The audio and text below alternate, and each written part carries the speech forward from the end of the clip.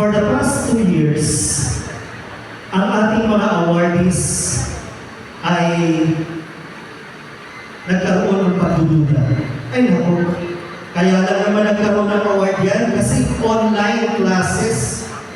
May mga pagkakataon pa, uuwi ang bata.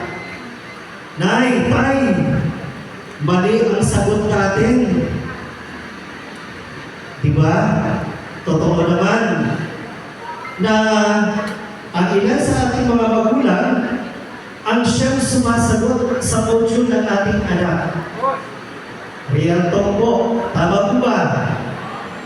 And the war in the country.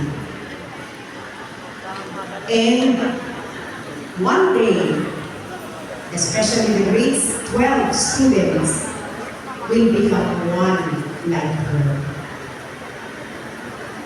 So, let us see who is this achiever and an inspiration to everyone that we are.